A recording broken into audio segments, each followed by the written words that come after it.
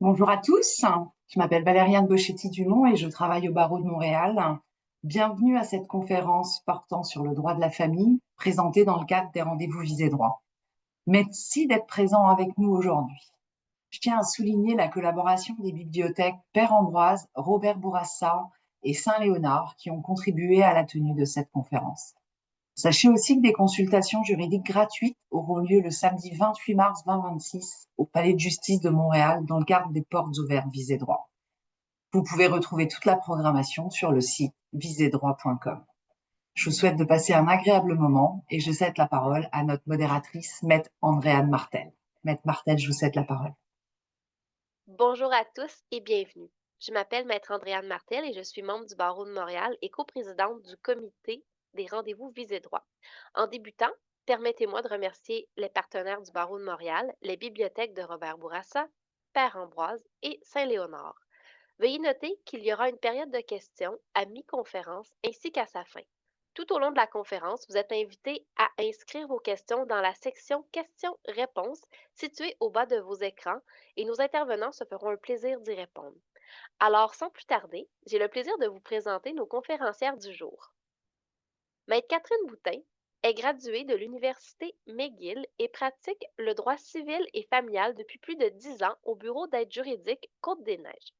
Elle a présidé le comité de liaison avec la Cour supérieure en matière familiale du barreau de Montréal de 2020 à 2023. Elle a également été administratrice du jeune barreau de Montréal pendant 4 mandats. Soyez la bienvenue, Maître Boutin. Maître Malo a choisi de se consacrer entièrement au droit de la famille dès le début de sa carrière. Elle a notamment œuvré au sein d'un programme spécialisé du ministère de la Justice du Québec visant à repenser les pratiques entourant la représentation des personnes victimes de violences conjugales et post-séparation devant les tribunaux. Diplômée de l'Université de Montréal, Maître Malo se distingue par son approche profondément humaine et sa capacité à tisser des liens de confiance avec les personnes qu'elle représente. Elle plaide devant la Cour supérieure du Québec et sa pratique touche à tous les aspects du droit familial, dont la garde des enfants, la pension alimentaire et le partage des intérêts financiers. Elle sait trouver des solutions durables aux situations complexes et délicates que peuvent vivre ses clients. Soyez la bienvenue, Maître Malo. Maître Malo, la parole est à vous.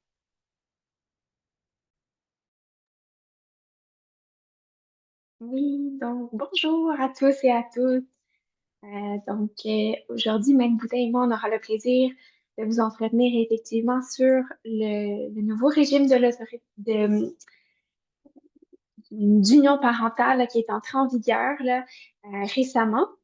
Donc, tout d'abord, pour l'ordre du jour de la présentation, la façon dont la présentation, on l'a construite et on l'a pensée toutes les deux, ça va être vraiment en 6 volets. Donc, tout d'abord, on va y aller avec une mise en contexte, brève mise en contexte du nouveau régime, les tenants et aboutissants de pourquoi on en est là aujourd'hui essentiellement.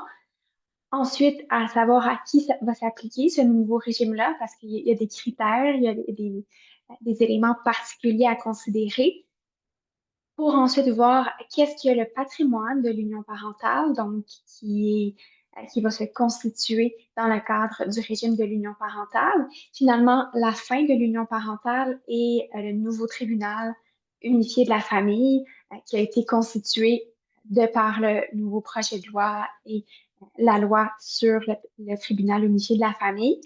Finalement, on va terminer la conférence avec des mesures de protection qui ont été mises en place également dans le cadre de, qui sont offertes là, aux parents qui vont être soumis au régime de l'union parentale. Donc, 4 mesures de protection que l'on va regarder ensemble. Puis, finalement, on va revenir sur quelles sont les profondes distinctions, là, qu'est-ce qui est à retenir en termes de différence entre le mariage et le régime d'union parentale à ce jour, quelles vont être les grandes distinctions. Et effectivement, il y aura, comme vous pouvez le voir là, dans l'ordre du jour de la présentation, des questions à mi-conférence, puis à la toute fin, là, comme le mentionnait Maître Martel.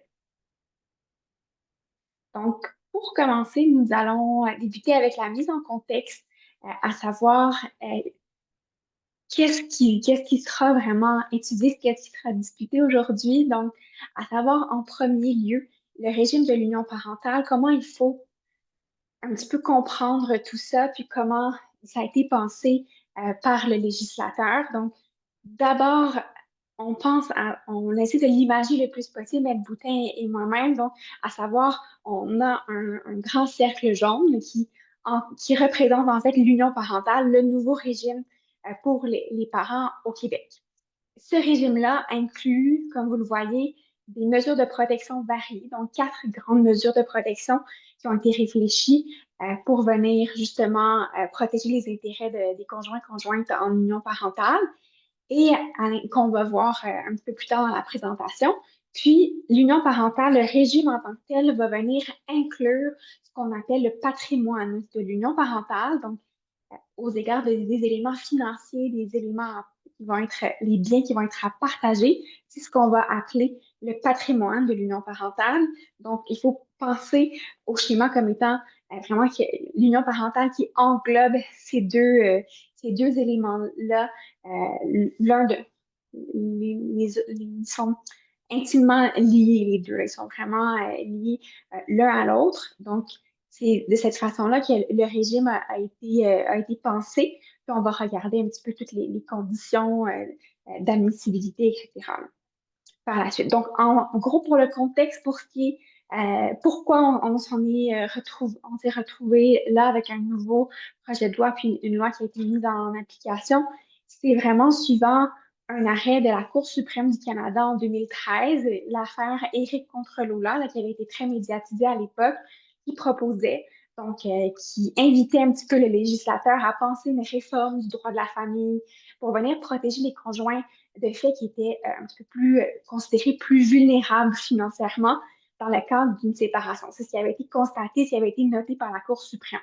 Donc, suivant ça, également, il y a eu des constatations au niveau notamment du ministère de la Justice. Le ministre de la Justice, Simon Jolin Barrette, a constaté que maintenant, on parle d'une proportion de 65 des enfants qui naissent hors mariage, donc avec des parents qui sont en union de fait, qui sont conjoints de fait. Puis, on parle depuis les 40 dernières années d'une différence marquée. Là, on parle de maintenant 42 de couples qui sont en union libre. Donc, il fallait trouver une façon pour le législateur de venir protéger ses conjoints de fait-là dans le contexte actuel où on a vraiment une population grandissante. Donc, c'est dans ce contexte-là que le projet de loi 56 a été adopté par l'Assemblée nationale au Québec et le projet de loi 56 a été adopté le 30 mai 2024 dernier et son entrée en vigueur était prévue donc pour le 30 juin 2025 de cette année. Donc, depuis le 30 juin 2025, le projet de loi, la loi a été entrée en vigueur en bonne et due forme et c'est un nouveau régime qui s'applique aux conjoints-conjointes de fait. Puis on va voir un petit peu les critères d'admissibilité à tout ça. Mais donc, depuis le 30 juin 2025, c'est un nouveau régime qui est en vigueur au Québec. Et donc, je pense que l'une des grandes questions que vous avez certainement, c'est est-ce que l'union parentale s'applique à moi? Alors, c'est ce qu'on va voir dans cette partie-là, à qui s'applique l'union parentale. Et donc, il y a deux façons de faire partie de l'union parentale. La première façon, c'est que ça s'applique automatiquement à nous. La deuxième façon, c'est d'y adhérer. Alors, commençons par l'application automatique de l'union parentale. Quelles sont les conditions qui doivent être remplies pour être des conjoints parentaux et donc être sous l'union parentale? On vous l'a résumé en 4 conditions, finalement. Alors, la première condition, c'est d'être deux parents d'un même enfant, nés ou adoptés depuis le 30 juin 2025. Les parents doivent être des conjoints de fait et ils doivent être libres des liens matrimoniaux antérieurs. Alors, on va regarder chacune de ces conditions-là plus en détail pour vous expliquer là, exactement à qui s'applique l'union parentale. Alors, la première des conditions, être deux parents d'un même enfant. Alors, on sait, oui, il y a donné naissance à un enfant, mais il y a aussi plusieurs formes de filiation, donc de liens là, envers un enfant qui sont reconnus désormais.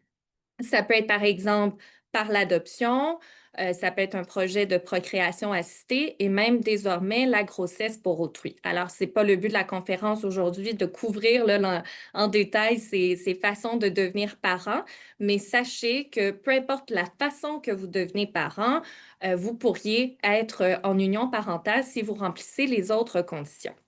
L'autre condition, la deuxième condition, en fait, c'est que l'enfant soit né ou adopté depuis le 30 juin 2025.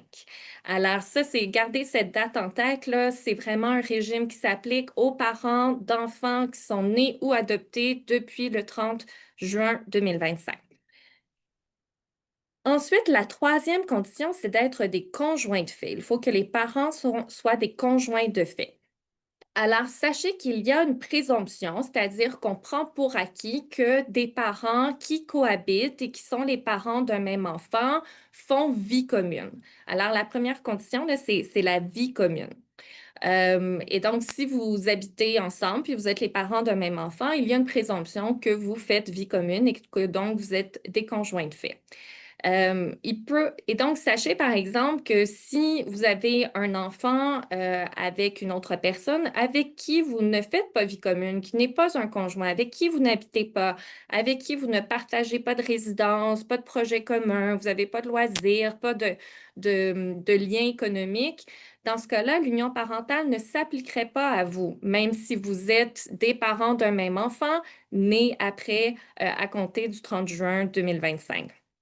Alors, il faut vraiment cette condition-là d'être des conjoints de fait, de faire vie commune.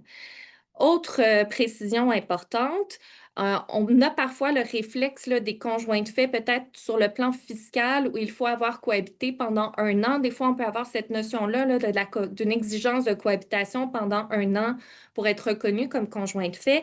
Ce n'est pas le cas du point de vue de l'union parentale. Alors, à partir du moment où vous êtes les parents d'un même enfant, vous faites vie commune, l'union parentale pourrait s'appliquer à vous, et ce, peu importe la durée de votre cohabitation.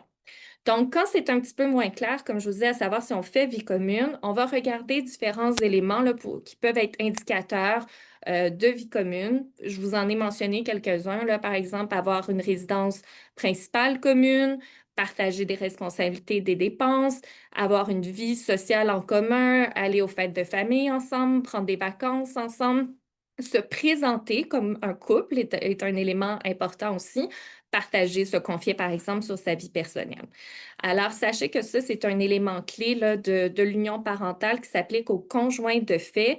Et donc, si vous avez un enfant avec une autre personne avec qui vous ne faites pas vie commune, l'union parentale ne s'appliquerait pas à vous.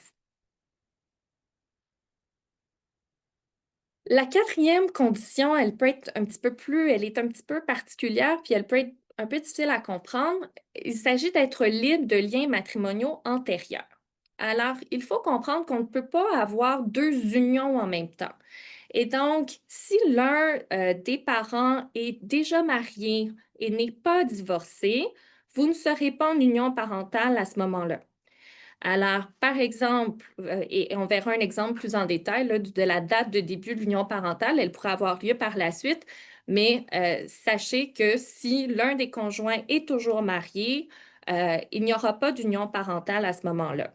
C'est la même chose aussi si l'un des conjoints a été dans une union parentale qui n'a pas été dissoute, là, dont le patrimoine n'a pas été partagé. Alors, on ne peut pas, rappelez-vous, là, on ne peut pas être dans deux unions en même temps. C'est-à-dire, on ne peut pas à la fois, par exemple, avoir un patrimoine familial dans le cadre de son mariage et avoir le patrimoine d'union parentale en même temps parce qu'on est dans une union parentale. Ce n'est pas possible. Ce serait trop compliqué. Imaginez le casse-tête que ce serait devant les tribunaux d'essayer de démêler qu'est-ce qui va à qui. Alors, si par exemple, il y a déjà un lien matrimonial, il doit être dissous avant qu'on puisse considérer que vous êtes en union parentale. Et donc, rappelez-vous qu'il faut vraiment que les 4 conditions soient réunies pour qu'il y ait création de votre union parentale. Et ça veut dire que parfois, votre date de début d'union parentale ne sera pas la même que la date de naissance de votre enfant, et je peux vous donner plusieurs exemples de ça. Par exemple, vous êtes les parents, vous remplissez la première condition, vous êtes 2 parents d'un même enfant, vous êtes des conjoints de fait, Vous n'avez pas été marié ou vous êtes divorcé, vous n'avez pas eu d'autre union parentale, mais votre enfant, il était né avant le 30 juin 2025. Dans ce cas-là, vous n'êtes pas en union parentale. Si par contre, vous avez un deuxième enfant qui naît depuis le 30 juin 2025, donc le 30 juin 2025 ou après, ben à ce moment-là, vous pourriez tomber en union parentale, mais à compter de la naissance de ce deuxième enfant. Ça peut être, je peux vous donner un autre exemple. Par exemple, vous êtes deux parents d'un même enfant, il est né depuis le 30 juin 2025, vous n'étiez pas mariés, vous n'aviez pas d'autre union parentale, mais au moment de la naissance de l'enfant, vous ne faisiez pas vie commune. L'enfant est né, vous ne viviez pas ensemble, vous cohabitiez pas, vous étiez pas un couple à ce moment-là, puis vous décidez, suite à la naissance de l'enfant, de donner une chance à la famille, de donner une chance au couple et à ce moment-là, de devenir des conjoints de fait, ben à ce moment-là, la date de votre union parentale, elle va débuter au moment où vous commencez à faire vie commune. Alors, comme je vous dis, rappelez-vous là, que votre union parentale, elle ne démarre pas automatiquement à la naissance de l'enfant, mais elle peut démarrer vraiment au moment où vous avez rempli les 4 conditions. Si on regarde la dernière des conditions plus en détail, puis quel impact est-ce que ça pourrait avoir là, sur le début, la création de notre union parentale, voici un exemple.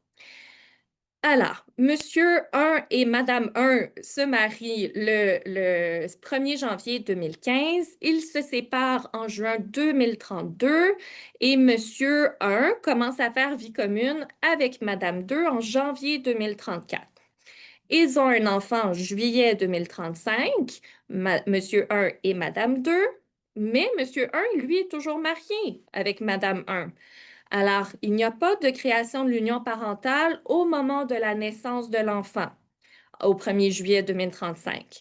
Par contre, Monsieur décide de régler son statut matrimonial précédent, obtient son jugement de divorce en octobre 2037 et donc, le début de l'union parentale de Monsieur 1 et Madame 2, ça va être au 1er novembre 2037, soit la date de la réception, la date du certificat de divorce qui est mis 31 jours après le jugement de divorce. Et donc, on va y arriver, on va vous expliquer qu'est-ce que le patrimoine de l'union parentale et quels sont les biens qui sont partagés. Mais sachez que, par exemple, les biens qui auraient été acquis, accumulés entre le 1er juillet 2035 et le 1er novembre 2037 ne seraient pas partagés dans le cadre de l'union parentale de Monsieur 1 et Madame 2, puisque Monsieur ne remplissait pas la 4e condition et qu'il n'y a eu donc création de l'union parentale qu'à compter du 1er novembre 2037, plusieurs années après en fait 2 ans là, après la naissance de l'enfant.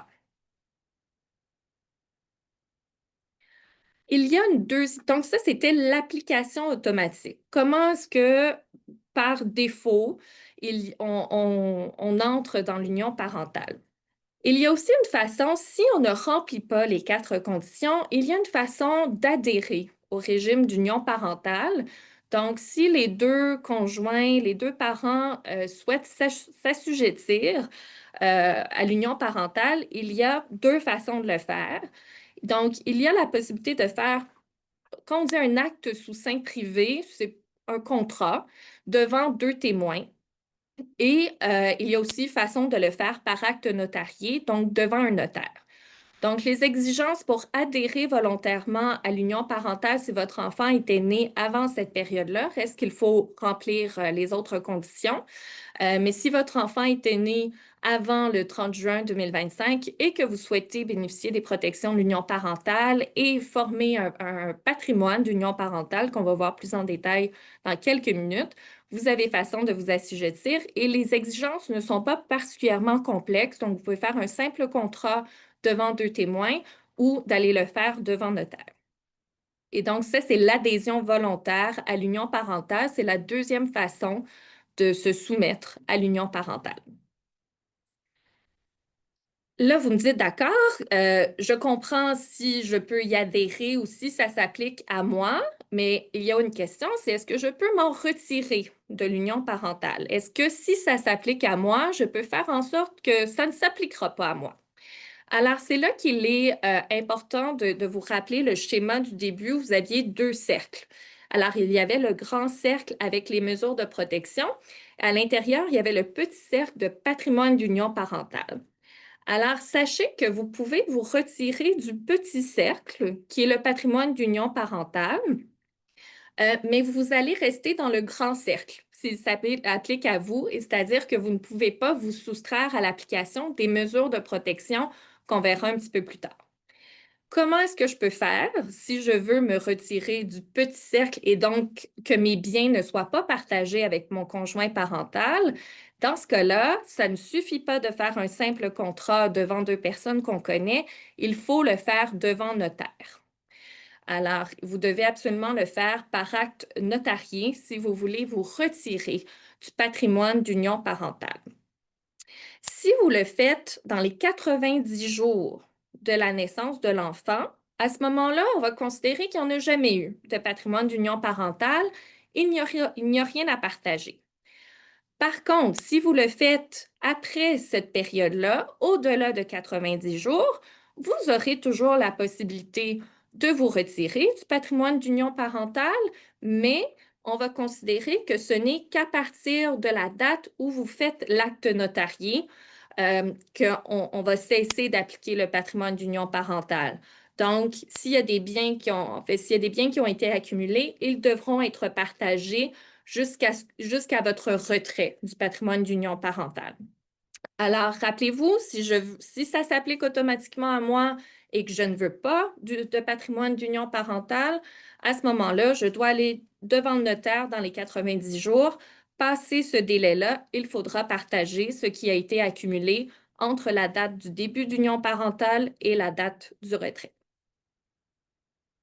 Alors, je vais céder la parole à Maître Malo pour vous expliquer. On a beaucoup abordé le patrimoine d'union parentale, mais qu'est-ce que c'est? Qu'est-ce qu'il y a là-dedans? Puis un peu comment est-ce qu'on calcule tout ça? Donc, effectivement, qu'est-ce que le patrimoine d'union parentale? On va pouvoir le voir plus en détail. Peut-être, avant de plonger dans la section, j'ajouterais peut-être une petite mise en garde, un petit commentaire qu'on avait convenu, Marie-Boutin et moi, de vous faire en début de présentation, à l'effet que, comme vous l'avez vu, c'est une loi qui est entrée en vigueur très récemment. On apprend à connaître tout ça, on a bien étudié, on a lu tout ça, mais c'est encore très, je vous dirais que c'est encore un peu concret là, pour nous. En pratique, on apprend un petit peu les tenants et aboutissants de tout ça, puis les premiers dossiers vont avoir lieu sensiblement dans les prochains mois. Donc, notre connaissance, elle est au meilleur de notre connaissance à ce stade-ci, mais c'est sûr que c'est un régime qui est totalement nouveau, de droit nouveau, avec plusieurs nouvelles dispositions législatives. Donc, on apprend à naviguer à travers tout ça. Puis, voilà. Donc, pour le régime, le patrimoine d'union parentale. Donc, le régime d'union parentale, l'idée essentiellement, comme on le mentionnait tout à l'heure, c'est de prévoir des mesures de nature économique, des mesures de nature financière. Donc, c'est ce que va venir mettre en place le patrimoine de l'union parentale. On va voir ce que compose, quels vont être les biens qui ont été considérés pour composer ce patrimoine d'union parentale-là. Donc, on parle de 3 grandes catégories précisément. Donc, les résidences qui servent à l'usage de la famille. Donc, on peut penser à une résidence familiale principale, mais aussi à une résidence familiale secondaire. Donc, une résidence familiale principale où toutes les personnes de la famille exercent leurs principales activités.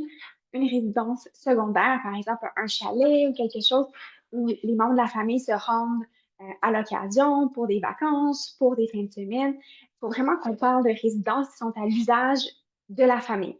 Donc, des membres de la famille, des conjoints parentaux et des enfants qui sont nés de l'union parentale.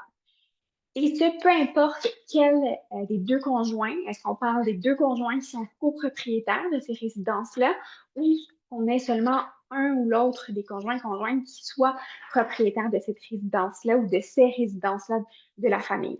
Donc, sans égard à qui est propriétaire ou non. On va entrer les résidences qui servent à l'usage de la famille dans le patrimoine de l'union parentale. Même chose ensuite. Deuxièmement, on va avoir les meubles de ces résidences-là, donc qui garnissent hommes qui sont utilisés dans les résidences à l'usage de la famille. tous les biens meubles, donc le mobilier qui va s'y retrouver. Puis, troisièmement, on parle des véhicules automobiles qui sont utilisés pour les déplacements de la famille. On va penser aux véhicules qui sont achetés, là, donc on parle dans les parties, là, donc dont les conjoints parentaux sont propriétaires et non des véhicules qui vont être en location. Et encore une fois, sans égard à qui est réellement propriétaire du véhicule en tant que tel. Donc, ce sont les trois grands biens qui vont être inclus dans le patrimoine d'entrée de jeu, qui vont le composer. Quant aux exclusions maintenant, on a certains éléments qui ont été spécifiquement qui ont été exclus par le législateur lorsqu'il est venu le temps de penser, de réfléchir le projet de loi. Donc, il faut faire attention parce qu'on a certains biens qui ne seront pas inclus dans le patrimoine de l'union parentale. Donc, on pense les gains qui ont été accumulés au terme de la Régie des rentes du Québec. Donc, les gains qui ont été accumulés à Retraite Québec par l'un ou l'autre des conjoints parentaux ne seront pas partageables. Ce n'est pas quelque chose qui a été considéré comme inclus. Puis, essentiellement, comme vous le voyez, un petit peu tout ce qui est les véhicules en vue de la retraite, de ce qu'un conjoint ou une conjointe pourrait accumuler en vue d'une retraite éventuelle. Donc, ensuite, les REER et les régimes de retraite privés et ou publics n'ont pas été inclus. Donc, de façon générale, ça englobe vraiment les exclusions, tout ce qui est accumulé en vue de la retraite par les conjointes dans le cadre de l'union parentale. Ce sont les trois grands points qui ont été spécifiquement exclus. Donc, on a ce qui le compose, on a ce qui a été spécifiquement exclu. Maintenant, au moment de la séparation, comme Mme Boutin vous l'expliquait tout à l'heure, lorsqu'il viendra le temps de partager un petit peu le partage de ce patrimoine de l'union parentale, il y a toutefois quelques adaptations qui doivent être considérées, certains biens qui, lorsqu'on va regarder comment on va partager les biens qui ont été accumulés durant le régime de l'union parentale, il y a certaines adaptations qui doivent être considérées au moment du partage. Donc, on parle de 4 grandes adaptations et exceptions. Tout d'abord, on va avoir tout ce qui est accumulé avant la constitution du patrimoine de l'union parentale. Donc, encore là, on revient sur ce que Mme Boutin mentionnait plus tôt, à savoir, est-ce qu'il y avait effectivement un lien matrimonial antérieur qui empêchait la constitution du patrimoine de l'union parentale, ou tout simplement, avant que les 4 conditions soient effectivement remplies, les 4 conditions cumulatives qu'elle vous a expliquées, tous les biens qui auraient été accumulés avant le moment de la constitution du patrimoine de l'union parentale sont exclus. Les biens, ensuite, on vient de vous préciser les biens qui ont été accumulés avant la majorité des conjoints. Donc, disons, un conjoint, une conjointe aurait acquis une résidence avant disons, une résidence avant sa majorité, ou aurait acquis un bien inclus dans le patrimoine de l'union parentale avant ses 18 ans, ce serait exclu. Par la suite, les biens qui ont été reçus par succession, donation avant ou pendant la durée de l'union parentale. Donc, par succession de la part d'un proche ou par donation de la part d'un proche, d'un parent, quelque chose de cette nature-là. Et on parle à la fois avant la constitution du patrimoine de l'union parentale et même pendant l'union parentale. Donc, ça peut englober quand même plusieurs biens de façon générale. Puis, par la suite, le dernier point, c'est tout ce qui est des fruits et revenus provenant des biens qui ont été listés, dont on vient de parler, là, donc les 3 principaux points. Donc, tous les fruits et revenus qui seraient issus de ces biens-là, advenant le cas. Donc, ça englobe, on parle de ces exceptions-là, de certaines adaptations qui doivent être considérées au moment du partage, puis c'est ce que le tribunal va regarder par rapport à chacun des biens éventuellement, là, advenant qu'il n'y ait pas d'entente entre les conjoints parentaux. Ce seraient des exceptions que l'un ou l'autre pourrait faire valoir au moment de partager les 3 biens-là qui constituent le patrimoine de l'union parentale. Et donc, Maintenant, oui, si je peux me permettre, en fait, vous allez constater, si vous êtes un petit peu familier avec le patrimoine familial, il y a des différences c'est un peu un mélange là, de régime matrimonial, patrimoine familial. Donc, soyez prudents, là, même si on sait qu'il y a certains biens qui sont exclus du patrimoine d'union parentale comparativement au patrimoine familial, mais il y a aussi des exclusions ou des ajustements qui sont différents, dont par exemple les biens qui étaient possédés avant la création du patrimoine d'union parentale. Ce n'est pas le cas dans le cadre du patrimoine familial. Donc, faites attention là, de bien distinguer. L'union parentale, c'est un régime en soi qui répond à des règles nouvelles qui sont différentes là, des règles qu'on pourrait connaître du patrimoine du patrimoine familial. Alors, ça nous amènerait à une première période de questions. Donc, sur les 3 premières parties que nous avons couvertes, je vous rappelle, là, on verra par la suite quand est-ce que ça prend fin, l'union parentale, devant qui est-ce que je vais, là, comment est-ce que je partage, par exemple, mon patrimoine d'union parentale, quelles sont les autres mesures de l'union parentale au-delà du patrimoine d'union parentale et les distinctions qui demeurent. Mais si vous avez des questions là, sur les 3 premières parties, on serait tout oui. Alors, pour l'instant, je n'ai pas de questions dans la période, dans les Q&A. Alors, je vous propose peut-être de continuer, puis s'il y en a plus à la fin, on pourra les adresser. J'en comprends qu'on a été extrêmement clair et limpide, même si j'ai l'impression qu'on va un petit peu vite. C'est sûr qu'on a beaucoup de choses à vous dire, là. Comme je vous ai effectivement, là, Maître Malo le disait, c'est tout nouveau. Nous-mêmes, on est en train de, même les avocats en droit de la famille, on se familiarise tranquillement avec cette créature, cette nouvelle créature juridique. Mais donc, tant mieux là, si pour le moment, c'est assez clair à qui est-ce que ça s'applique, qu'est-ce que ça comprend. Et donc, dans ce cas-là, on va enchaîner. Quand est-ce que ça prend fin et comment est-ce que je le partage? Mon patrimoine, par exemple, mon patrimoine d'union parentale. Alors, quand est-ce que ça prend fin, l'union parentale? Eh bien, ça serait tout d'abord par le décès de l'un des conjoints parentaux. Euh, et donc, on va y arriver là, par la suite. Qu'est-ce qui ne met pas fin à l'union parentale? Quand on dit le décès ici, ce n'est pas le décès de l'enfant, c'est bien le décès de l'un des conjoints parentaux. L'union parentale peut aussi prendre fin par la cessation de la vie commune. Ça peut soit être exprimé de façon très claire, de façon expresse. Ça peut être aussi exprimé par l'un seul des conjoints parentaux. Ce n'est pas obligé d'être une décision de commun accord, mais vous envoyez un texto à votre conjoint, je te quitte. C'est une manifestation expresse de cessation de vie commune. Vous déménagez. Alors, dans ce cas-là, c'est assez clair qu'il y a eu cessation de la vie commune. Ça peut être aussi un peu de manifestation tacite. Alors, on sépare les finances, on n'a plus rien à voir l'un avec l'autre, même si peut-être ça n'a pas été dit de façon expresse, là, de façon claire. On peut considérer dans certains cas qu'il y a eu cessation de la vie commune. L'union parentale va également prendre fin par le mariage et l'union civile, là, je ne l'ai pas mentionné tantôt, l'union civile, mélangez-vous pas, ce n'est pas l'union de fait. Alors, c'est un peu comme le mariage, c'est juste que ça répond à des règles qui sont provinciales, là, comparativement, par exemple, au divorce qui est de compétence fédérale. Alors, l'union civile, comme je vous dis, ne vous mélangez pas, on ne parle pas d'union de fait, on parle vraiment là, d'une forme d'union qui crée un patrimoine familial. Et donc, si les conjoints parentaux se marient, par exemple, ensemble, ben, ça va aussi mettre fin à leur union parentale, puisqu'à ce moment-là, ils vont tomber dans les règles des liens du mariage. Et ça peut être aussi que l'un des conjoints se marie avec quelqu'un d'autre. Alors, à ce moment-là, ce sera la fin de l'union parentale.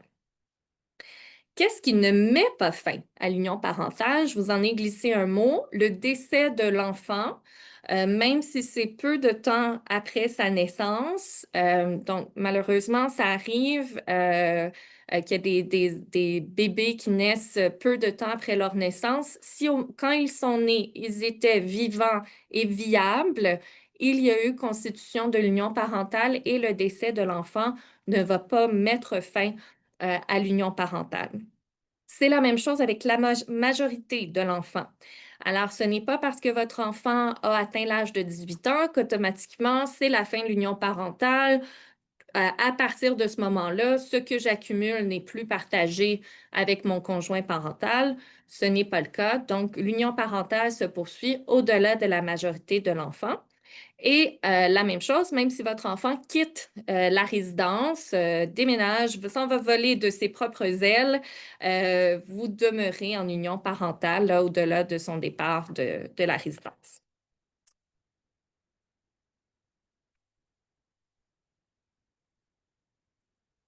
Alors, où est-ce que je me rends une fois que mon union parentale a pris fin et que je veux partager mon patrimoine d'union parentale? Donc, par exemple, l'un de nous était propriétaire d'une résidence, on avait une voiture, on avait des meubles dans notre logement. Alors, où est-ce qu'on va pour partager notre patrimoine d'union parentale ou exercer les autres recours qu'on verra? Eh bien, il y a un nouveau tribunal qui a été créé qui s'appelle le Tribunal unifié de la famille. Alors, ça relève de la Cour du Québec et l'objectif du législateur était de rassembler sous un même toit, devant un même tribunal, toutes les demandes qui pourraient concerner une même famille. Euh, alors, ce sont des juges vraiment de la Cour du Québec qui vont siéger et le Tribunal unifié de la famille a une compétence exclusive pour tout ce qui relève de l'union parentale, de l'union civile, la filiation d'un enfant issu d'un projet impliquant une grossesse pour autrui et d'autres aspects, là, mais on ne rentrera pas en plus de détails. Mais sachez que si vous êtes donc en union parentale et que vous voulez cogner à la bonne porte pour partager votre patrimoine d'union parentale, ce sera à la porte du Tribunal unifié de la famille. Vous entendrez peut-être TUF. Alors, à la porte du TUF que vous devrez cogner. Et là, c'est là que nos connaissances sont peut-être un petit peu plus limitées, je vous dirais, parce que le tribunal unifié de la famille, il est tout nouveau. Je vous avoue qu'à mon bureau, nous n'avons pas encore eu de dossier devant le TUF. Je pense que c'est le cas également de Maître Malo, qui à son bureau n'a pas eu Exact. de dossier de TUF non plus. Alors, je vous avoue que nous-mêmes, on ne s'est pas présenté devant ce nouveau tribunal. Nos connaissances sont limitées. On explore tout ça nous-mêmes. Pour vous faire part, par contre, de quelques nouveautés devant le tribunal unifié de la famille, sachez qu'il y a une médiation familiale obligatoire, à l'exception de cas où il y a eu de la violence familiale ou conjugale. Alors, évidemment, quand il y a des rapports de force qui ne sont pas égaux en raison d'un contrôle qui a été exercé par l'un des conjoints sur l'autre, on ne forcera pas la médiation, mais autrement, la volonté du gouvernement, du législateur, là, c'est vraiment d'encourager les familles à essayer de s'entendre en médiation. Au-delà de la médiation, elle existait déjà en droit de la famille, mais elle n'était pas obligatoire. Au-delà de la médiation, il y a également la possibilité d'avoir une séance de conciliation avec un juge. Alors, la séance de conciliation, c'est aussi dans un effort d'essayer de s'entendre et de régler soi-même, là, de trouver des solutions au partage de notre union parentale, par exemple, mais ça va être avec l'aide d'un juge. Une dernière nouveauté, et je crois que j'ai des collègues qui sont préposés à l'admissibilité à l'aide juridique qui se rendent dans les palais de justice pour vous recevoir, mais il y a la possibilité de faire évaluer votre admissibilité à l'aide juridique directement au palais de justice. Alors, et c'est limité là, en droit de la famille aux dossiers qui sont devant le tribunal unifié de la famille. Alors, si vous êtes devant la Cour supérieure, ce n'est pas possible pour vous. Mais si vous avez un dossier devant le tribunal unifié de la famille, vous pouvez aller rencontrer l'un de mes collègues qui vous attend au palais de justice pour vérifier si vous êtes admissible à l'aide juridique directement au palais de justice. Alors, ce sont quelques nouveautés du TUF. Comme je vous dis, nous-mêmes, il va falloir l'apprivoiser, voir quelle forme tout ça va prendre. Mais on voulait là, vous faire part de quelques différences et des petites choses que vous pourriez vous attendre si vous vous retrouvez devant le tribunal unifié de la famille. Puis, essentiellement, également à ce moment-là, lorsque vous seriez appelé à vous présenter devant le tribunal unifié de la famille, il y aurait d'un côté, oui, le partage du patrimoine de l'union parentale, mais également toutes les questions relatives au temps parental, donc à la garde, aux questions alimentaires pour les enfants, la pension alimentaire pour les enfants. Tout ça serait traité dans un seul et même dossier, là, la même instance viendrait régler toutes ces questions-là là, seraient adressées également au même moment. Donc, un petit peu toutes les questions qui peuvent résulter d'une séparation, une séparation en conjoint avec des enfants seraient aussi adressées au même moment. Ensuite, donc, pour les mesures de protection, les 4 mesures de protection qu'on va voir ensemble là, relativement à ce qui était effectivement, ce sont les 4 mesures desquelles on ne peut se soustraire, là, qui sont d'application automatique, comme vous le mentionnez, Maître Boutet, un petit peu plus tôt. Donc, on parle des protections en lien avec la résidence familiale, de la prestation compensatoire qui a été inclus dans la notion d'union parentale, de certains éléments qui ont été mis en place pour contrer les violences judiciaires, là, l'exercice de violence dans le cadre d'un litige à la cour, et finalement quelques mesures d'adaptation par rapport à la notion de succession. Donc, on va aller voir une à une les 4 mesures de protection ensemble. Donc, tout d'abord, pour ce qui est des mesures de protection en lien avec la résidence familiale ou les résidences familiales, les résidences comme on le voyait à l'usage de la famille, donc les mesures de protection et d'attribution. Donc, essentiellement, ce que la loi nous indique de ce qui est la définition d'une résidence de la famille dans le cadre de l'union parentale, on veut que les conjoints de fait en union, les conjoints en union parentale choisissent de concert la résidence familiale ensemble et c'est présumé être celle où, comme on le mentionnait tout à l'heure, l'ensemble des membres de la famille vont exercer leurs principales activités. Donc, un petit peu le point de rencontre quotidien après le travail, après l'école, après la garderie, etc. Donc, c'est de savoir que c'est là où les membres de la famille vont exercer leurs principales activités. Donc, les mesures de protection qui sont prévues dans la loi pour les résidences de la famille, on parle de 2 volets. Donc, on aura d'abord, durant la vie commune des parties, il sera interdit là, pour le conjointe qui est propriétaire, qui serait seul et unique propriétaire de la résidence de la famille, de disposer de ses droits dans la résidence sans l'accord de l'autre. Donc, on peut avoir un cas de figure, par exemple, où un conjointe serait seul et unique propriétaire de la résidence qui sert à la famille. Et par exemple, l'autre conjoint ne serait pas propriétaire, ne serait pas sur l'acte de vente, l'acte notarié en tant que tel, n'aurait pas de titre de propriété à faire valoir. Mais dans le contexte de l'union parentale, il y a une mesure de protection c'est un petit peu similaire. On a certaines adaptations qui sont issues, qui ont été tirées là, du mariage, là, des conjoints qui sont mariés. Mais advenant que le conjoint qui serait seul et unique propriétaire d'une résidence décide un matin, comme ça, je vais vendre la résidence familiale sans demander le consentement de ma conjointe, par exemple, à ce moment-là, en étant en union parentale, ce ne serait pas possible. Il y a des mesures de protection qui empêcheraient la vente ou de disposer de ce bien-là sans le concours écrit, donc sans l'assentiment, sans avoir le consentement écrit de l'autre conjoint qui est, par exemple, non propriétaire de la résidence. Ce serait le premier cas de figure quand on parle des mesures d'adaptation mesures de protection, pardon, durant la vie commune. Ensuite, par exemple, ce qui est intéressant, c'est au moment de la rupture, donc au moment de la fin de l'union parentale, l'union parentale se termine, on aurait encore la possibilité pour le conjoint, encore une fois, qui serait non propriétaire de la résidence familiale, qui se verrait attribuer, par exemple, un droit de garde. Donc, dans le cadre de la séparation, qui se verrait attribuer le temps parental majoritaire, là, un temps parental, puis une garde exclusive ou une garde majoritaire des enfants issus de l'union parentale, pourrait obtenir un droit d'usage. Donc, un droit d'usage, ce que ça veut dire, c'est de pouvoir bénéficier de l'usage de la résidence familiale à l'exclusion de l'autre conjoint. Donc, de pouvoir se trouver dans la résidence familiale avec les enfants.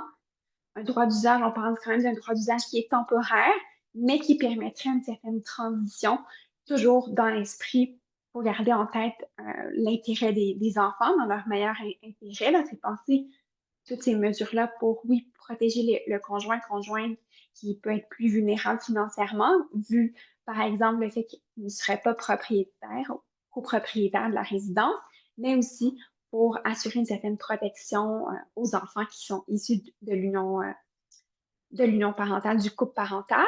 Puis effectivement, on revient toujours sur le fait que c'est d'application impérative. Donc, comme ça fait partie des 4 grandes mesures de protection, on ne peut pas s'y soustraire à cette mesure de protection et d'attribution-là qui est prévue.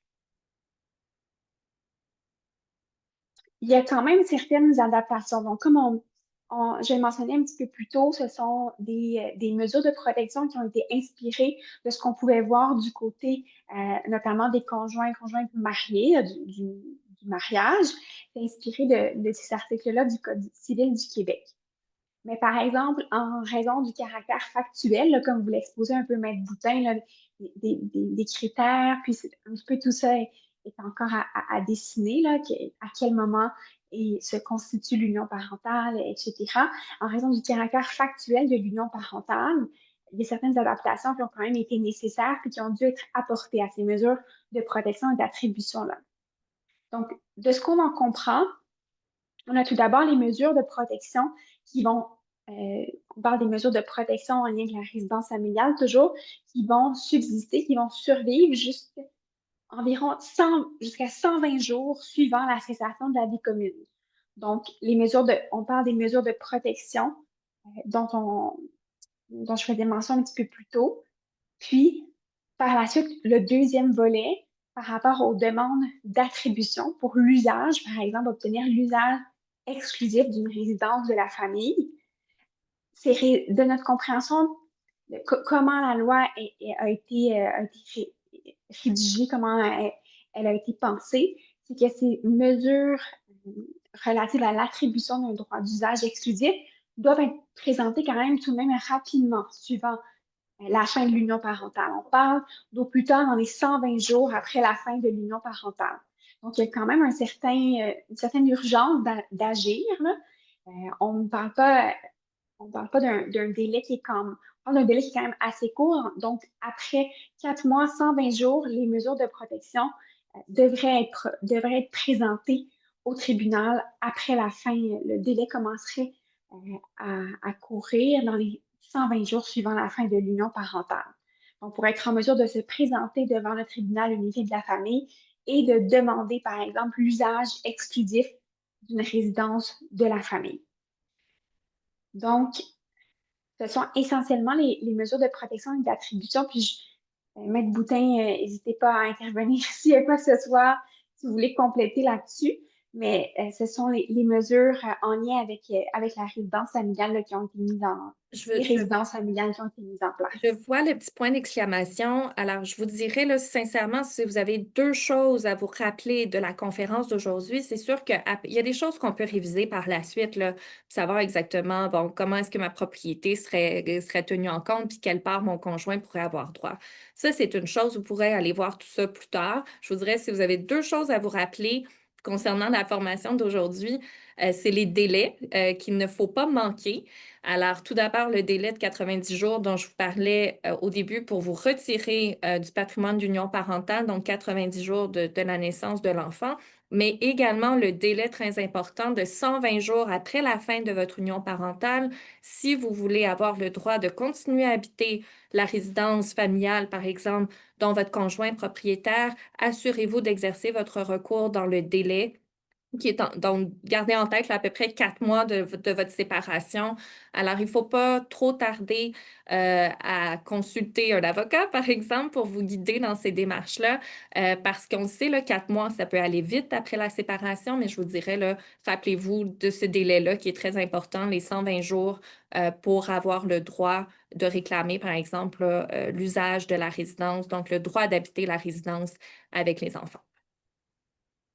Puis, de notre compréhension commune, là, lorsqu'on en a discuté, toutes les deux, on parle d'un délai pour présenter la demande au tribunal. Par la suite, si advenant qu'il y a une ordonnance qui soit rendue par le tribunal unifié de la famille, cette ordonnance-là pourrait avoir une durée au-delà là, du 4 mois, au-delà des 120 jours, là, selon ce qui est adapté avec la situation des parents, des enfants. Mais c'est vraiment le moment pour faire la demande puis requérir cet usage exclusif-là auprès du tribunal. Mais par la suite, le délai là, pour pouvoir bénéficier de l'usage exclusif dans le temps. Ça c'était pas clairement défini là, pour nous.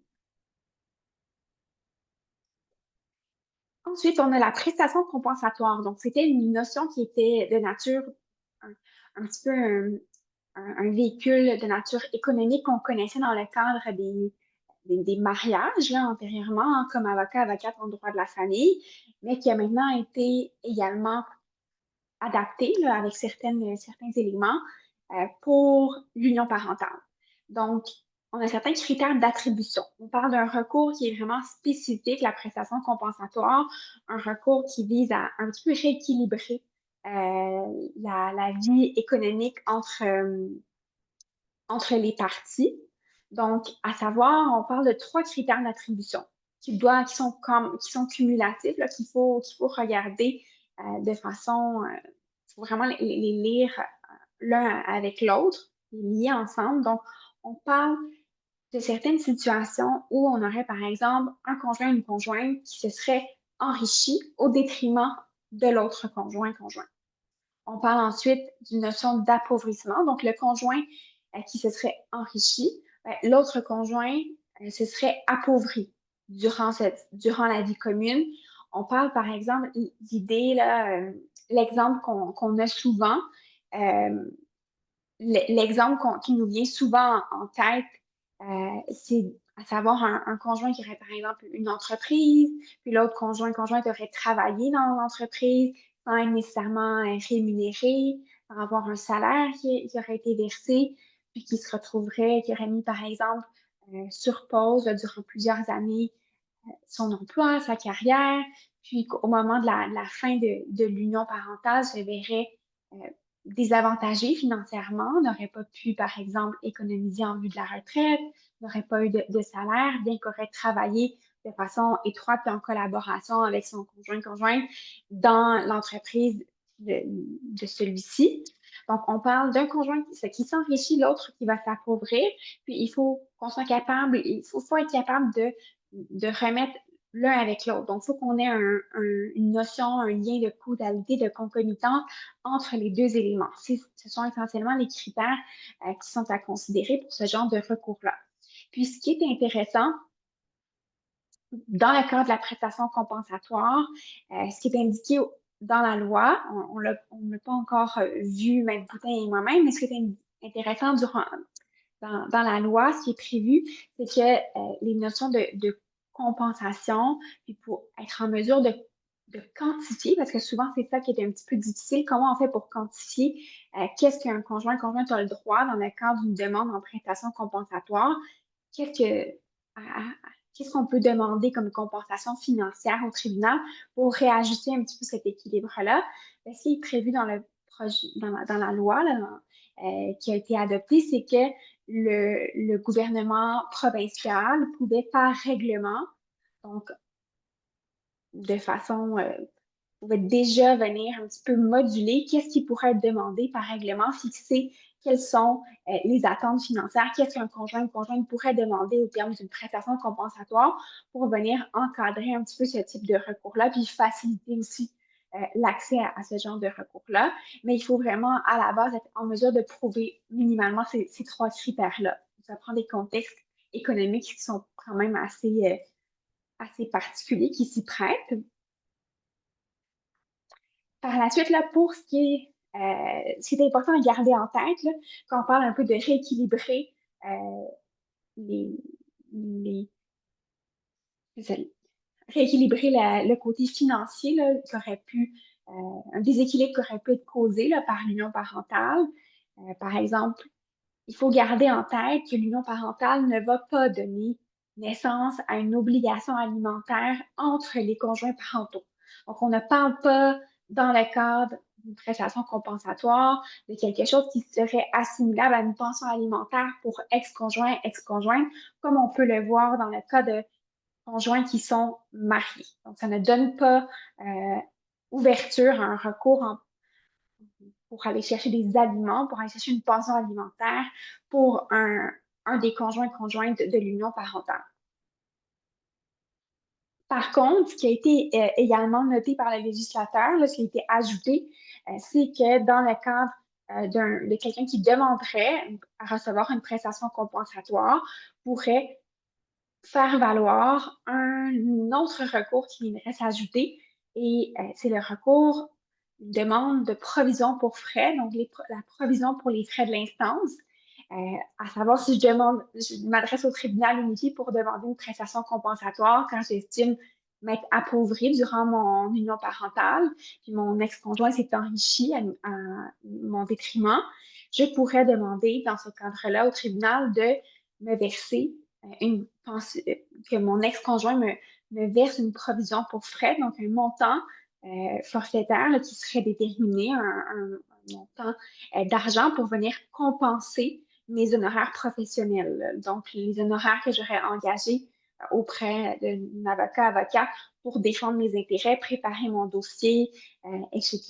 Donc, le, dans la loi, on prévoit que l'un pourrait aller avec l'autre, ce qui n'était pas nécessairement le cas jusqu'à présent. On avait d'autres critères qui étaient à considérer. Mais maintenant, quelqu'un qui viendrait demander devant le tribunal unifié de la famille une prestation compensatoire pourrait également du même coup demander de recevoir un montant pour l'aider dans la défense de ses droits, pour pouvoir faire valoir là, son recours devant la cour, pourrait se faire octroyer un montant qui serait payable par l'ex-conjoint, ex-conjoint à ce moment-là.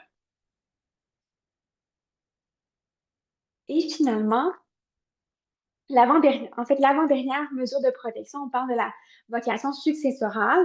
Donc, jusqu'à présent, on n'avait pas d'inclusion claire des conjoints de l'union parentale au moment du décès de l'un ou de l'autre des conjoints. On parlait seulement des conjoints mariés, des conjoints qui étaient unis civilement, qui étaient clairement inclus au niveau des dispositions par rapport aux héritages là, en cas de décès. Par exemple, maintenant, c'est très clairement prévu au Code civil là, depuis le 30 juin, depuis la mise en application du projet de loi. Là.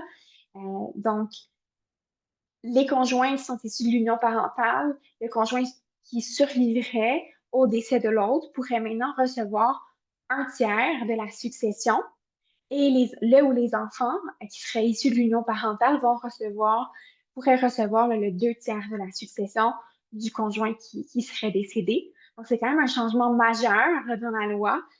Les conjoints de l'union parentale qui ont maintenant la possibilité d'hériter au décès de l'un ou de l'autre.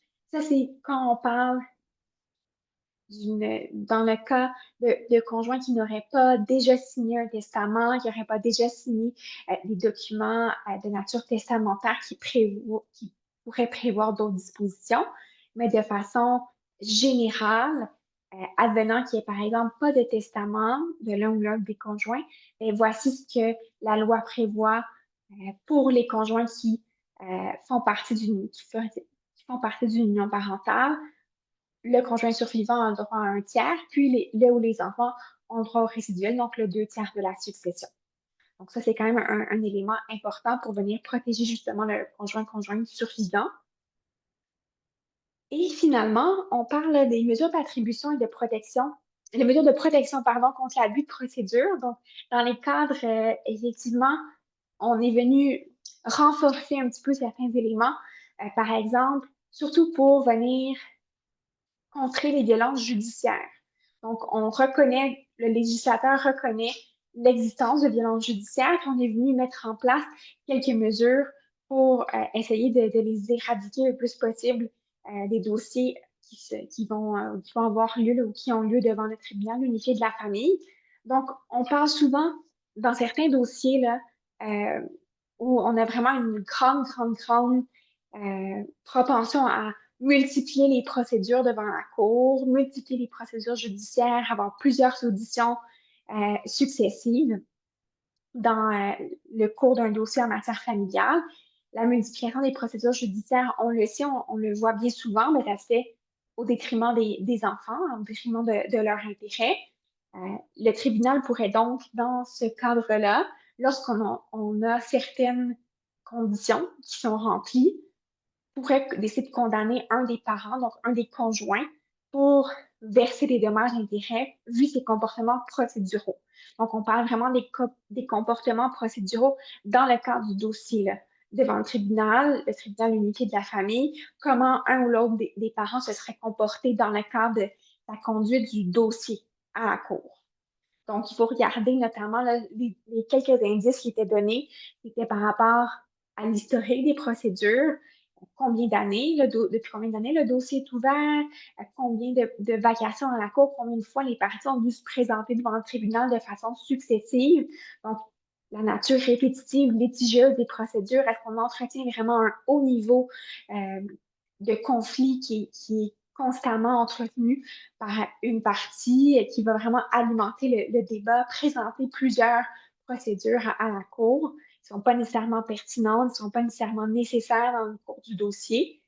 Pour regarder aussi, il y a toute la reconnaissance, effectivement, comme on dit, des violences judiciaires. Donc, le tribunal doit se questionner, prendre un pas de recul et regarder est-ce qu'on a effectivement un déséquilibre entre les conjoints et conjointes en raison notamment de violence conjugale, un contexte de violence conjugale, de violence familiale. Est-ce qu'on a un déséquilibre au niveau de la relation, du pouvoir, de l'exercice du pouvoir qu'un ou l'autre des conjoints pourrait avoir, puis qui se sert justement des procédures judiciaires pour tenter d'imposer, continuer d'imposer son contrôle puis son pouvoir sur son ex-conjoint, conjoint, ex-conjointe. Par la suite, également, il faudra que le tribunal regarde les impacts sur les enfants, le fait d'entretenir le litige, d'entretenir des procédures judiciaires dans ce cadre-là. Puis, on avait les critères de base là, sur généralement qui avaient déjà été, sont déjà dans la loi là, par rapport à l'abus de procédure. En regardant ces 5 éléments-là, le tribunal pourrait décider que dans un dossier, effectivement, il y a matière à condamner un conjoint-conjointe pour des dommages et intérêts, vu le contexte procédural qu'il va lui-même alimenter. Donc, l'idée, c'est de venir mettre un terme le plus possible, de freiner, puis d'encadrer les violences judiciaires, puis l'abus de procédure dans les dossiers au tribunal unifié de la famille. Et donc, ce qu'on vient de couvrir, là, c'est le grand cercle du début. Donc, on vous parlait là, des 4 mesures de protection. Ça, c'est le grand cercle. On avait vu le petit cercle qui est le patrimoine d'union parentale. Puis là, vous avez vu le grand cercle dont vous vous rappelez, on ne peut pas se soustraire. La dernière partie de notre petite conférence de présentation de l'union parentale, c'est juste de vous rappeler les différences qui demeurent entre l'union parentale et le mariage. Je voudrais aussi vous rappeler que tout ce dont on vient de discuter, ça ne s'applique qu'aux conjoints parentaux, donc à ceux qui sont sous l'union parentale. Et donc, je vous rappelle, si par exemple, vous aviez eu des enfants, vos enfants ont 8 et 10 ans, vous n'avez pas eu d'enfant depuis le 30 juin 2025. Rappelez-vous, l'union parentale ne s'applique pas à vous à moins que vous choisissiez de vous y ajouter. Et donc, à moins que vous ayez fait ce choix-là, tout ce dont on vient de discuter ne s'appliquerait pas à vous. Donc, ne partez pas aujourd'hui d'ici en pensant que même en l'absence d'un testament, vous pourriez hériter de votre conjoint avec qui vous avez des enfants de 8 et 10 ans. S'il n'y a pas de testament, ce n'est pas le cas. Rappelez-vous, là, vraiment, tout ce qu'on vient de parler, ça s'applique aux conjoints parentaux qui sont en union parentale et qui remplissent les 4 conditions qu'on a vues plus tôt ou encore qui ont adhéré au régime d'union parentale. On a fait mention de différences qui subsistent encore entre le mariage et l'union parentale. On va refaire un petit survol là, des principales différences entre l'union parentale de base et le mariage. Vous l'avez vu, là, je vous rappelle, par exemple, tout ce qui est produit de retraite. Par exemple, tout REER, Régie des rentes du Québec, fonds de pension, c'est une différence importante entre le régime d'union parentale et le patrimoine familial qu'on trouve sous le mariage. Alors ça, ce n'est pas partagé dans le cadre de votre union parentale, le régime de base. Une autre différence, c'est tout ce qui est, par exemple, épargne, l'argent à la banque, vous voyez là, CELI, même les dettes également ne seraient pas partagées selon le régime de base d'union parentale, contrairement au mariage qui est au-delà du patrimoine familial qui inclut d'ailleurs déjà plus de biens que le patrimoine d'union parentale, mais quand vous êtes marié, vous avez aussi ce qu'on appelle un régime matrimonial qui peut prévoir le partage d'autres biens que ce qui fait partie du patrimoine familial. Alors vraiment, là, selon le régime d'union parentale de base, ce qui est partagé, c'est ce que Maître Malo vous a détaillé, la résidence familiale, les voitures, les meubles, résidence secondaire, c'est ça. Une autre différence majeure, là, au-delà des actifs à partager, une autre différence importante, c'est que l'obligation alimentaire, donc la pension alimentaire qui est payable sous le régime d'union parentale, ce n'est qu'envers les enfants. Donc, il n'y a vraiment qu'une obligation alimentaire envers les enfants. Il n'y a pas d'obligation alimentaire envers le conjoint parental.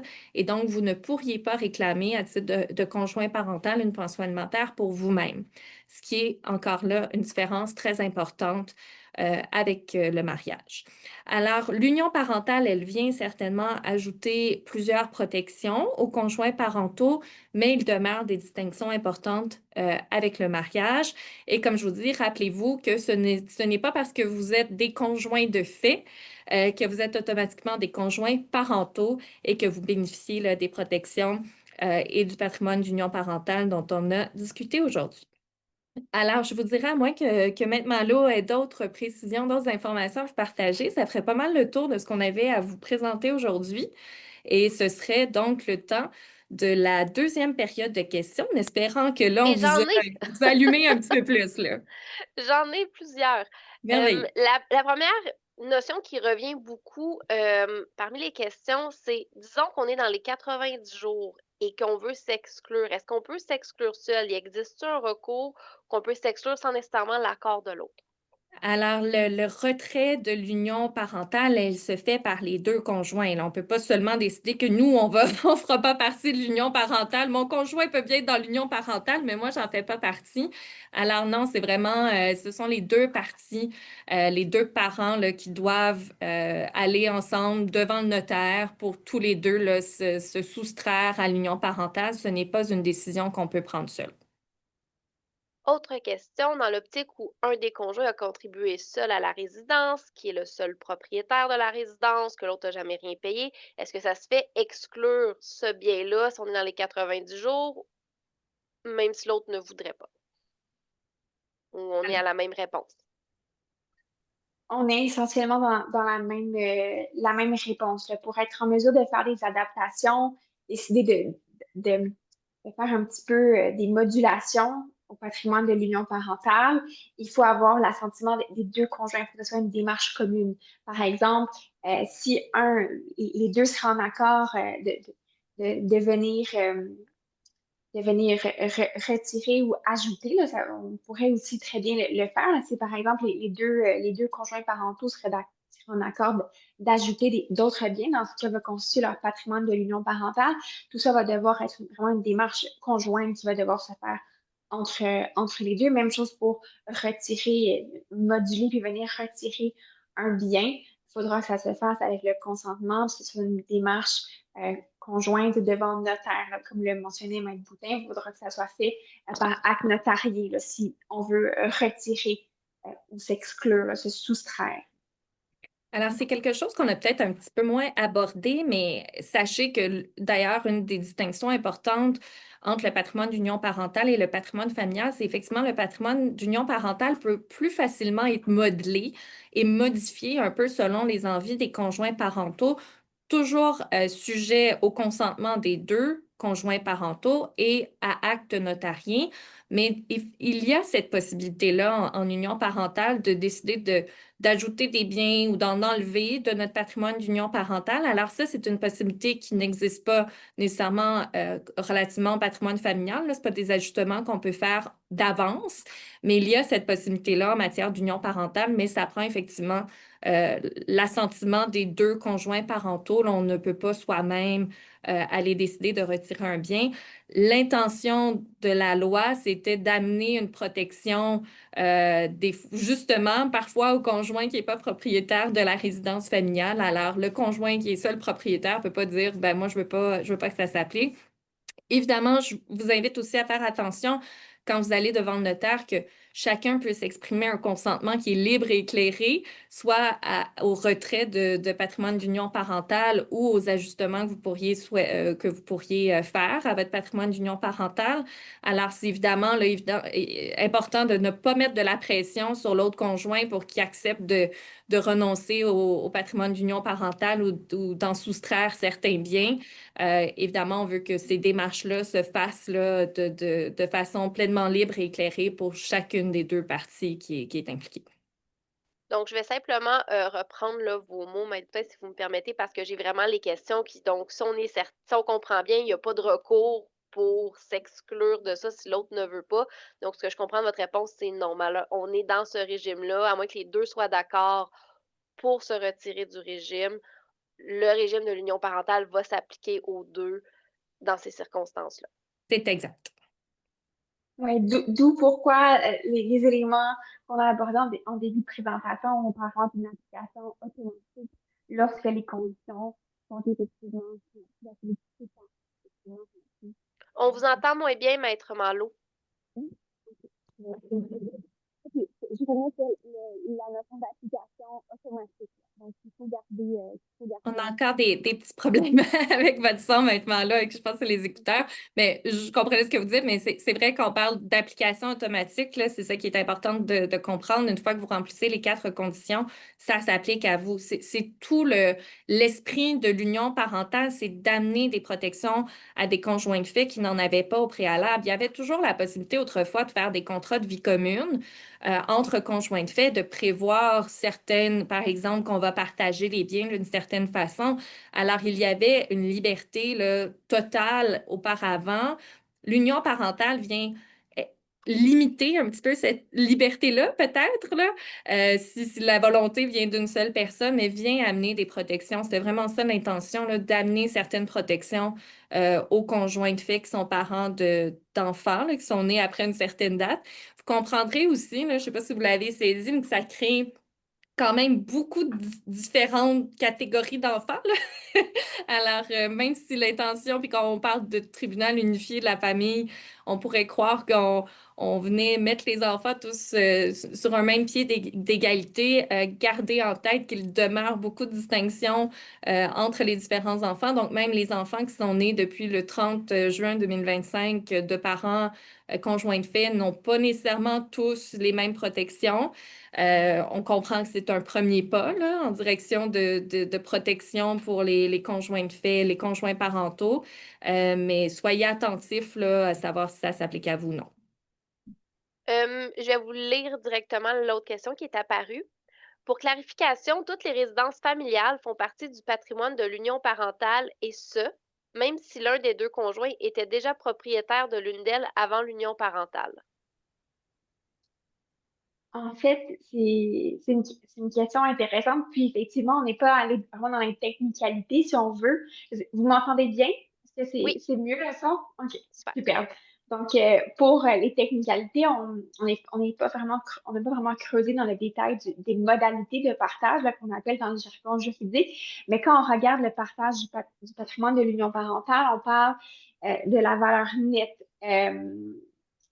De la valeur nette du patrimoine de l'union parentale. Puis, dans ce cadre-là, il faut regarder effectivement, disons que le bien était, si le bien était possédé avant la constitution du patrimoine de l'union parentale, était entièrement payé, il y a plusieurs éléments à considérer. Là. Quelle était au moment de la constitution de l'union parentale, quelle était la valeur nette de ce bien-là? Puis, effectivement, est-ce qu'il n'y aurait pas lieu à aller chercher durant la constitution du patrimoine de l'union parentale la plus-value sur ce bien-là, là, sur cette résidence-là qui aurait été la résidence de la famille. Là. Ce sont des subtilités, mais là, on entre vraiment dans des éléments très particuliers puis très précis à un cas d'espèce. Mais ce sont des éléments qu'on pourrait considérer, là, advenant un partage futur. C'est quand même ça l'intention derrière, on revient toujours au fait qu'il faut protéger le conjoint plus vulnérable. Il faut regarder tout ça, là. Il faut regarder tous ces éléments-là. Mais de manière générale, il y a quand même un ajustement, une exclusion de ce que vous possédiez avant la création de l'union parentale. Je vous dis de manière générale, là, parce qu'effectivement, il peut y avoir des ajustements si, évidemment, si le bien n'était pas entièrement payé, il y a évidemment une partie qui peut tomber dans le patrimoine de l'union parentale. Il peut y avoir des questions de plus-value. Mais sachez que oui, il y a des ajustements, c'est-à-dire tout ce que vous possédiez avant d'être en union parentale ne sera pas automatiquement partagé avec votre conjoint parental. Mais effectivement, il y a des nuances, mais de manière générale, il y a quand même une exception à ce que vous possédiez avant la constitution de votre patrimoine d'union parentale. J'ai également une autre question. Dans l'optique où on s'est retiré du patrimoine de l'union parentale à la naissance d'un premier enfant, donc d'un premier enfant une première fois, et qu'on a un deuxième enfant né après le 30 juin 2025, est-ce qu'il faut se réexclure une deuxième fois? C'est une très bonne question à laquelle je n'ai pas de réponse définitive. Je pourrais pas vous dire. Je pense que dans la mesure où vous aviez eu une première chance d'être en union parentale et vous en être exclu, je serais d'avis à première vue que cette exclusion-là perdure même à la naissance d'un deuxième enfant. Je vous inviterai, si c'est le cas, quand même, quand on aura un petit peu plus d'expérience, tous les avocats en droit de la famille avec l'union parentale et le tribunal unifié de la famille, de revérifier. Alors, je vous dis mon réflexe, mais je vous inviterai à consulter un avocat ou à chercher une réponse à ce moment-là si la situation survient. Alors, pour l'instant, je n'ai plus de questions. Je vous remercie pour votre temps et votre formation grandement explicative ce matin. Ben, merci beaucoup à tous les participants. Comme on n'arrête pas de le répéter, là, mais c'est vraiment une nouvelle créature qu'on apprivoise tous. Je suis très content qu'il y ait de la curiosité quand même sur cette créature-là aussi du public. Alors, ça nous a fait grand plaisir là, d'essayer de vous simplifier, synthétiser, vulgariser ces nouvelles notions-là qu'on dompte nous-mêmes là, dans notre pratique en droit de la famille. J'ai beaucoup de remerciements là, dans les commentaires. On vous dit super bonne présentation. Merci. Un grand merci. C'était très clair. Merveilleux. Donc, Très bien. alors, je crois que Valériane va reprendre le contrôle.